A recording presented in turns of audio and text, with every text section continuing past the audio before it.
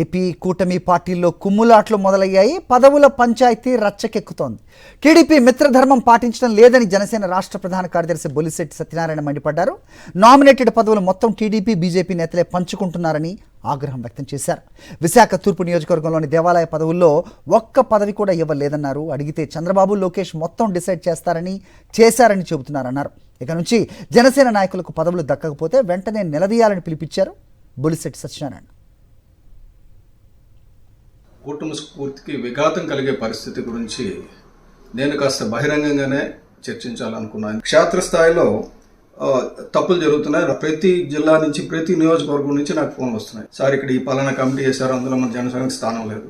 ఇక్కడ పలానా market yard ఇచ్చారు, అందులో జనసేనకి స్థానం లేదు. ఇలా చాలా చెప్తున్నారు. ఇక్కడ ఒక 5 దేవాలయాలు ఉన్నాయి విశాఖపట్నం ఈస్ట్లో. 5 దేవాలయాలకి కమిటీలు వేశారు. ఎందులోని జనసేనకి చోటు లేదు.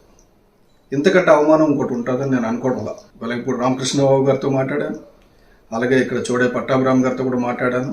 ఏంటి ఈ అన్యాయం ఎందుకు ఇలా జరుగుతుందంటే, సార్ మేము అధిష్టానానికి పంపించాం, అధిష్టానం ఇవే పంపించింది అన్నారు. అంటే డైరెక్ట్గా చంద్రబాబు నాయుడు గారే ఇవి డిసైడ్ చేశారు, లేదా లోకేష్ బాబు గారు డిసైడ్ చేశారు అన్నట్టు చెప్తున్నారు. ఉత్తరాంధ్రలోని మత్స్యకారులందరూ కూడా కరక చెట్టు పౌర్ణమి అంటే అత్యంత పవిత్రమైన గుడి, అత్యంత ప్రభావవంతమైన గుడి. ఆ దేవాలయానికి కమిటీలు నిన్న ప్రమాణ స్వీకారం చేశారు. ప్రమాణ స్వీకారం చేసిన 11 మంది సభ్యుల్లో 10 మంది టీడీపీ, ఒక్కరు బీజేపీ, జనసేన 0. ఎక్కడైనా సరే క్షేత్రస్థాయిలో జనసేనకు రావాల్సిన 30% రాకపోతే డెఫినెట్గా మీరు అక్కడ స్థానిక నాయకులను నిలదీయండి, అలాగే అధిష్టానానికి తెలియజేయండి.